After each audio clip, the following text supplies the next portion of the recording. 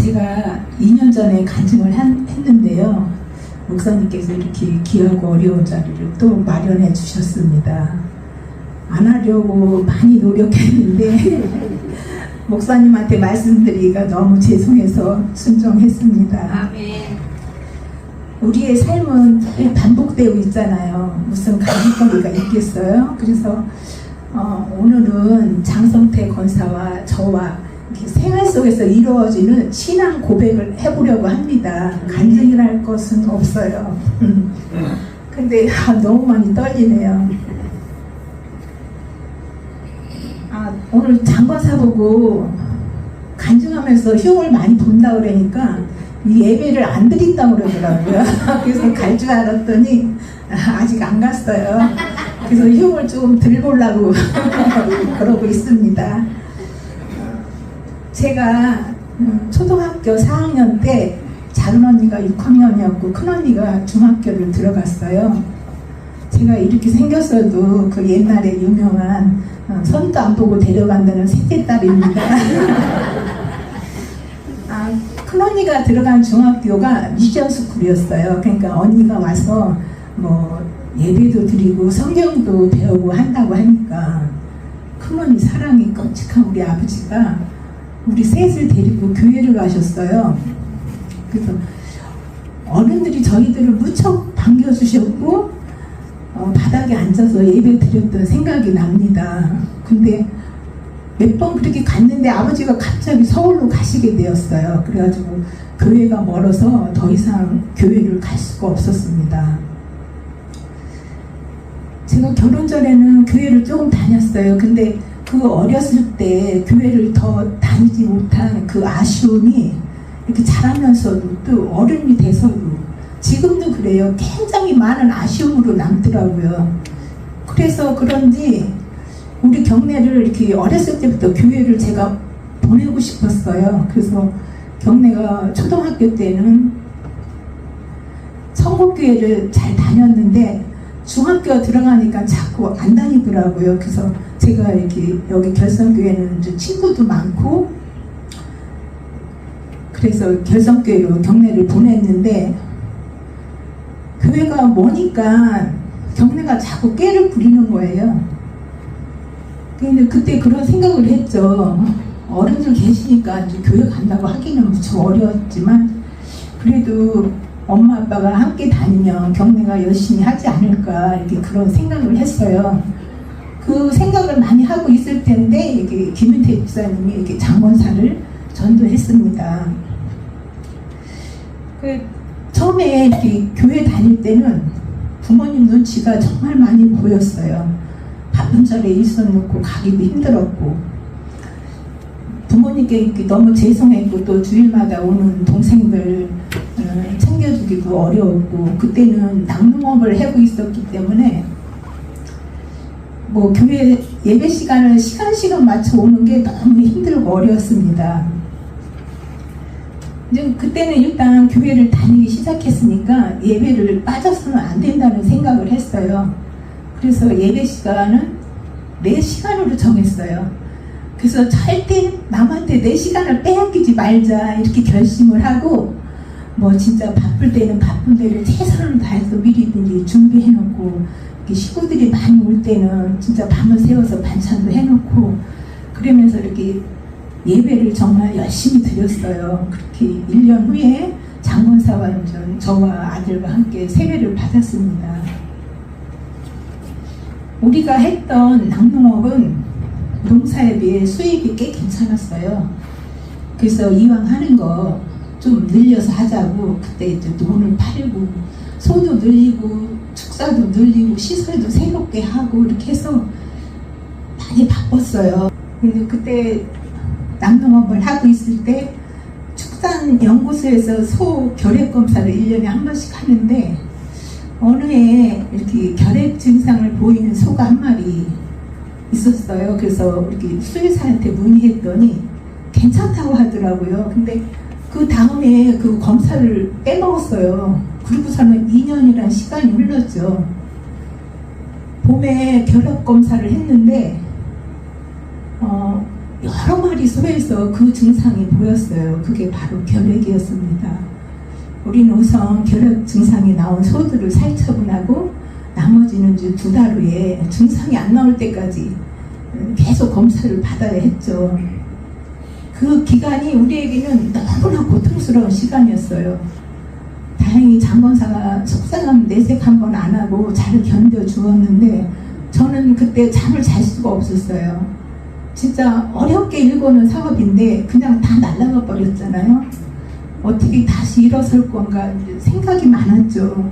밤에는 식탁에 앉아서 어머님하고, 제가 울고 있으면 어머님이 나오셔서 같이 울었어요. 근데 장건사도 내색은 안 했지만 엄청 스트레스를 받았나 봐요. 어느 날 갑자기 이렇게 멀쩡한 앞니가 이렇게 쏟아지더라고요. 그래서 이제 우리는 연구소 그 가장님에게 2년 전에 있었던 이야기를 하면서 사정을 했죠. 2번째 검사하고 소를 다 살처분해달라고. 몇 마리 남아야 그거 가지고 다시 일어서기는 너무나 불가능한 일이었어요. 그래서 연구소 가장님께서 우리의 사정을 이해하시고 2번째 검사하면서 우리에게 있는 젖소를 다 살처분해 주셨어요. 그렇게 소를 다 살처분하고 며칠, 한 일주일도 안 됐어요. 축협에서 한우 위탁농가를 모집한다는 이야기를 듣고 장건사가 이제 신청을 했죠. 그러니까 즉시 되더라고요. 그래서 저희는 정말 빠른 속도로 이렇게 젖소 운동장을 한우 비육시킬 수 있는 공간으로 만들고 100마리가 들어왔어요. 근데 어느 날 축협 조합장님이 오시더니 100마리를 더 넣어라 해서 정말 그때도 막 급하게 이렇게 100마리 넣을 수 있는 공간을 더 만들어서 이제 총 200마리의 한우를 비육하기 시작했습니다. 젖소에 비하면 수입은 뭐 터무니없이 적었죠. 그러나 우리는 소를 바로 키울 수 있는 것만으로도 이렇게 감사드렸어요. 좀 한우 비육은 아침 저녁으로 사료주고 좀 낮에 틈틈이 소 상태 살펴보면서 집만 주면 되니까 너무 쉽고 편했어요. 어쨌든 우리는 그 모든 것이 감사했습니다. 그래서 장건사 보고 이제 교회에 감사원금을 하고 싶다고 하니까 이 목양교회에 주보를 갖다 주면서 시간표라고 이렇게 갖다 주더라고요. 그래서 저는 추수감사절날 감사원금 봉투를 들고 목양교회를 나갔습니다. 그때부터 저는 목양교회를 다니기 시작했어요. 뭐 젖소할 때는 아침 저녁으로 이렇게 막 시간 맞추려고 마음도 조급하고 늘 전쟁 아닌 전쟁을 치르면서 교회를 갔었죠. 이 젖소 같은 경우는 예를 들어 5시에 이렇게 차기를 시작하다가 교회 간다고 4시에 하면은 젖소들이 차기실로 들어오질 않아요. 그래가지고 막 그 시간 맞추느라고 우리는 저녁 예배는 늘 식사도 못하고 다녔어요.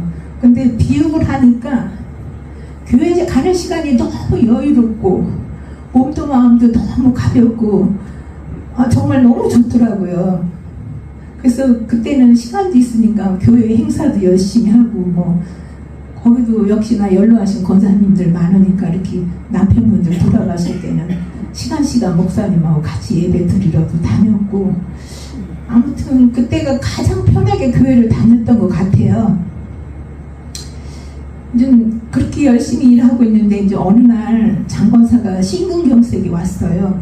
이렇게 우리가 많은 고통을 받은 건 아니지만 진료를 해보니까 정말 죽기 직전에 병원을 간 것이었어요. 그래서 반대 병원에서 스테트 삽입술을 하고 또 심장 혈관 이식 수술을 받아야 한다고 해서 목사님께서 아산병 아시는 분을 통해서 예약도 해주시고 병원도 데려다 주시고 그래서 이렇게 우리는 수술을 이렇게 빨리 받을 수 있게 되었어요.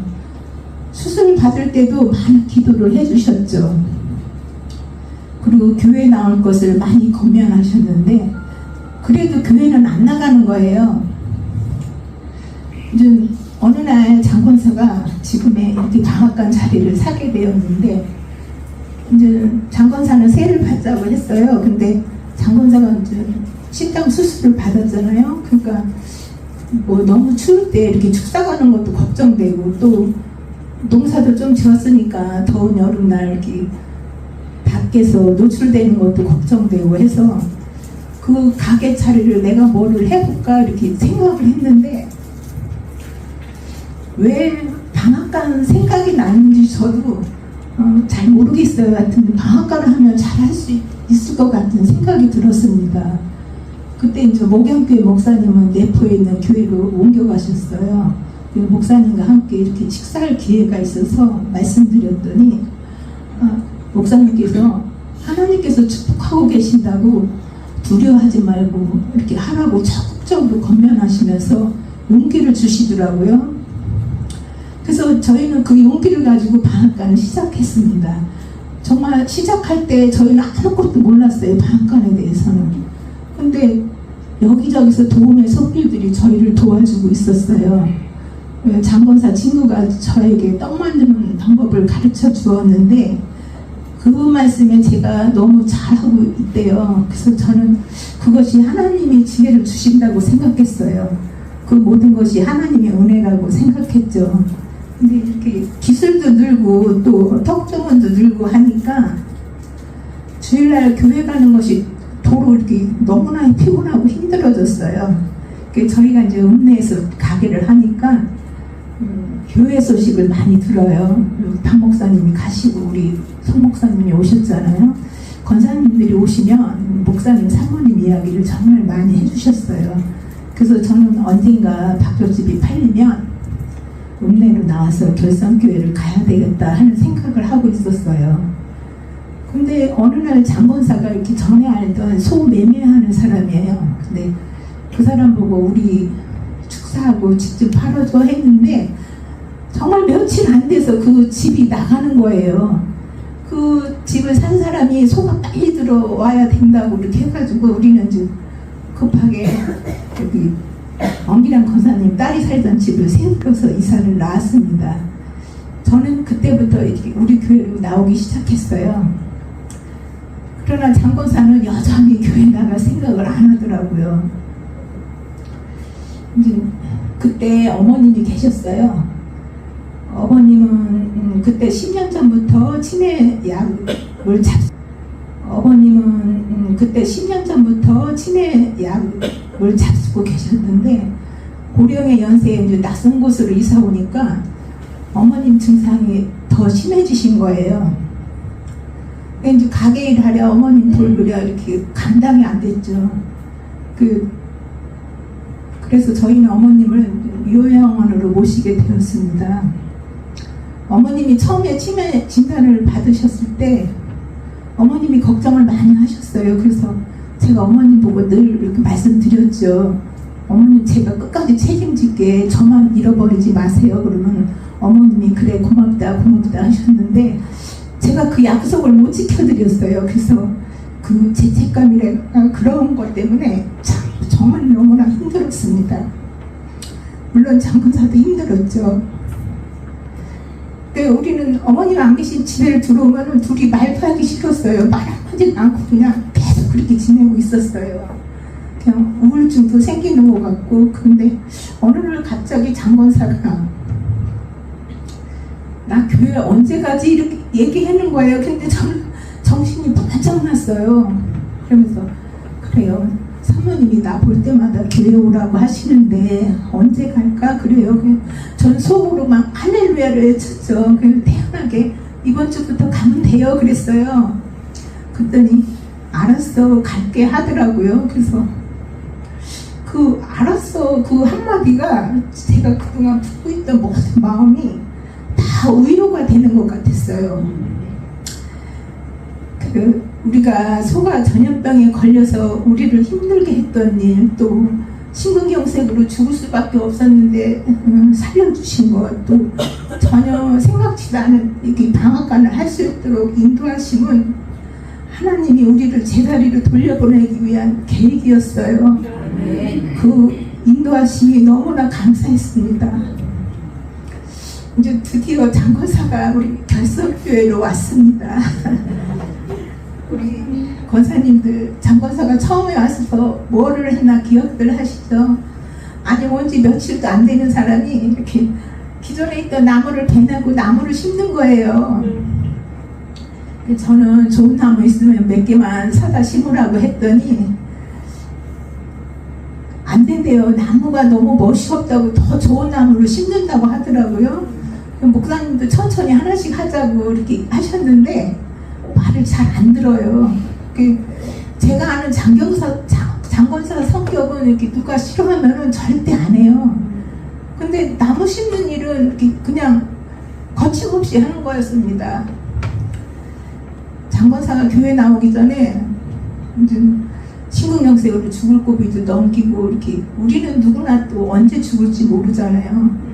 하나님께 늘 기도했어요. 하나님, 제 남편 장성태가 자꾸 나이 먹어가요. 언제 교회 가서 봉사하나요? 나이 먹어서 가면 봉사를 할 수가 없잖아요. 이 기도를 진짜 많이 했어요. 근데 그렇게 기도해놓고 장권사가 봉사한다는데 말릴 수가 없잖아요. 그래서 그 덕분에 저 나무값 많이 들어갔어요. 근데 한마디도 할 수가 없었어요. 그냥 오히려 교회 이렇게 예쁘게 꾸며보고 싶어하는 그 마음을 감사드렸죠. 우리 사모님께서 장권사에게 이렇게 찬양을 시키셨어요. 근데 전에 성가대도 함께하고 예배도 이렇게 나란히 앉아서 항상 드렸는데 저는 장권사의 찬양 소리를 한 번도 제대로 들어보질 못했어요. 그래서 찬양을 너무 못하는 줄 알고 있었는데 또 숙기도 없고 나서기도 싫어하고 이렇게 안 할 줄 알았더니 하더라고요. 근데 찬양하는 소리를 들으니까 목소리도 크고 또 제 딴에는 제 남편이 찬양을 너무 잘하고 있어요. 그리고 이제 복음성가를 참 좋아하는데 복음성가를 늘 잘 들어요. 그리고 사모님이 특성을 시키면 그 찬양을 그냥 맨날 며칠 들어요. 그래서 제가 소리 좀 내서 해보라고 그러면 안 해요. 특성하기 전날 저기 큰 넷뜨기 가서 연습하고 와요. 왜 제 앞에서 이렇게 소리 내서 부르는 게 쑥스러운지 저는 모르겠어요. 한번 여쭤봐 주세요. 이제 작년 재작년에 성탄절 이렇게 행사 때 저는 이제 서울로 진료를 받으러 가느라고 성탄절 행사에 참석을 못했는데 동영상에 올라온 거 보니까 짧은 원피스를 입고 막 춤추고 노래하고 그러더라고요. 그 모습은 절대 제 남편의 모습이 아니에요. 우리는 어른들하고 살 때 집에서 소리 한번 크게 내본 적이 없어요. 그리고 우리 방에서 파자마 입고 있다가 문지방을 넘어갈 때는 옷을 갈아입고 가지 파자마 바람에도 못 나가는 사람이에요. 근데 그런 사람이 그 원피스를 입고 그렇게 춤을 추고 있는 게 너무 낯설어 보이더라고요. 우리는 이렇게 몇십 년을 살아도 굉장히 이렇게 서로가 쑥스러워하고 어색한 부부예요. 그래서 장권사는 이렇게 저에게 아직도 여보 당신 소리도 못해고 야 너도 못해고 경래 엄마 소리도 못해요. 그럼 저를 뭐라고 부르겠어요? 제가 안에 있을 때 뭐해? 어딨어? 이렇게 불러요. 근데 지금은 그렇게 부를 필요도 없어요. 제가 배를 달아놔서 누르면 그냥 띵동해요. 어쨌든 이렇게 장권사의 모습을 보면서 진짜 어처구니도 없었어요. 근데 또 감격스럽기도 하더라고요. 하나님이 사람을 이렇게도 변화시켜주는구나. 그렇게 생각하면서 이제 감사드렸어요. 근데 목사님께서 건사직분도 주시고 관리부장도 시키실 때 저는 엄청 걱정됐어요. 이렇게 장권사가 너무 부담스러워하지 않을까 이렇게 솔직히 겁이 났죠. 아직은 믿음이 이렇게 부족하잖아요. 그래서 제가 장권사 보고 목사님께서 일꾼 삼으시려고 직분을 주셨으니까 열심히 목사님 실망시키지 말고 열심히 하라고 그랬더니 알았어 그래야지 그러더라고요. 그 말이 너무나 고맙죠. 그 후에 기부봉사 단장도 시키셨고 했는데 물론 목사님과 여러 성도님들 볼 때는 많이 부족해져. 그러나 저는 나름대로 이제 방학간을 하면서 바쁜 중에 이렇게 최선을 다해서 이렇게 열심히 하는 모습이 정말 다행이었고 감사했습니다. 저희는 주일날 10시가 좀 안 돼서 이렇게 집에서 나와요. 교회를 가기 위해서. 그러면 장관사는 9시부터 옷을 입고 있어요. 그리고는 이렇게 시간 될 때를 기다리면서 뭐 거실도 방으로 여기 가게로 이렇게 왔다 갔다 이렇게 하다가 커피도 마시고 또 청소기를 잘 돌려요. 양복 입고. 그 모습이 꼭 어린아이가 소풍날 이렇게 빨리 가고 싶어서 안달난 모습이에요. 그 모습을 볼 때 이런 생각이 들어요. 우리가 천국 갈 때도 저렇게 깨끗이 준비하고 시간 될 때를 설레는 마음으로 기다리다가 때가 되면 이렇게 갔으면 좋겠다 이런 생각을 했습니다. 그렇게 둘이 교회 올 때면 그 옛날에 제가 꿈꾸던 이런 모습이에요. 그것이 얼마나 소중하고 얼마나 큰 은혜인지 저는 늘 감사드리고 있습니다. 이제 장관사가 주일 전에 주일 찬양 준비를 하는 걸 보고 많이 부러웠었나 봐요. 그게 하고 싶어 생각이 들었대요. 그래서 그때는 이제 장관사가 찬양을 못한다고 생각하고 있었기 때문에 속으로 찬양도 못하면서 왜 그게 하고 싶을까 했어요. 근데 지금은 이제 장관사가 상기를 한 번씩 한 달 동안 찬양 준비를 하잖아요. 하나님께서 장관사의 바람을 들어주신 것 같아요. 그렇지만 이렇게 장관사가 좀 악보를 잘 보고 음악을 잘하는 건 아니잖아요. 그래서 정말 찬양을 많이 듣고 뭐 눈 뜨면 몸 일으키기 전에 찬양부터 틀어놔요. 그리고 낮에도 틈틈이 또 밤에도 잠들 때까지 이렇게 찬양을 듣고 지금은 이제 5곡을 해야 되니까 아주 작은 소리로 연습을 이렇게 해요. 정말 열심히 연습해요. 그렇게 연습을 해도 정말 많이 부족하죠. 좀 우리 부족하더라도 많이 이해해 주세요. 올해 목사님께서 신앙일기를 써보라고 하셨는데 그게 너무 어려웠어요. 근데 문득 남성교 회장님이 올해는 성경 일독을 하자고 하셨던 말씀이 생각나서 이제 저희 집에 안경을 안 써도 되는 큰 성경책이 있어가지고 그거를 가게에다 갖다 놓고 우리 성경 읽기 시합을 하자고 했어요. 그래서 장관사도 구약부터 하라고 저는 신약부터 시작했는데 진짜 막 읽기 시작하는데 너무 열심히 하는 거예요. 그러더니 이제 나중에는 이제 핸드폰으로 읽더라고요. 그래서 그 핸드폰으로 읽기 시작하니까 손에서 핸드폰이 안 떨어지고 눈이 이렇게 핸드폰에서 안 떨어지더라고요. 제가 부르면 얼른 와야 되잖아요. 그거 마저 보고 와야 되니까 금방 안 와요. 저 속이 많이 터졌어요. 그래서 그렇게 장관사가 2달 만에 일독을 하더라고요. 그럼 저는 얼마나 읽었겠어요. 저는 마태, 마가, 누가, 복음까지만 읽었습니다. 그 제가 이제 식사할 때 기도를 이렇게 해달라고 그러면 각자 합시다 그래요. 어째 제 앞에서 찬양도 크게 아는 사람이 기도를 해갔어요. 근데 우리는 항상 같은 제목을 가지고 기도하고 있죠. 그리고 서로를 위해서 또 항상 기도를 하고 있습니다. 우리가 남보다 못난들, 남보다 부족한들 어떻습니까? 우리의 삶 속에서 늘 찬양 소리가 들리고 말씀을 듣고 말씀을 읽고 그것이 하나님께서 기뻐하시는 우리들의 삶이 아닐까 생각합니다. 올 목표는 저는 일독을 마무리하고 장모사는 일독을 한 번 더 하는 것입니다. 이렇게 간증을 하려고 보니까 이렇게 긴 시간에 있었던 걸 이렇게 짧게 이야기를 하려니까 너무 힘들더라고요. 잘 이해를 하실까 그것도 걱정이 되고요. 어쨌든 부족한 저의 이야기를 들어주셔서 감사하고요. 우리 목사님, 사모님, 장로님들, 권사님들, 집사님, 성도님들 우리 결성교회에서 주님 주시는 평안을 누리며 행복하게 건강하게 오랫동안 함께 하시기를 기도드려 봅니다.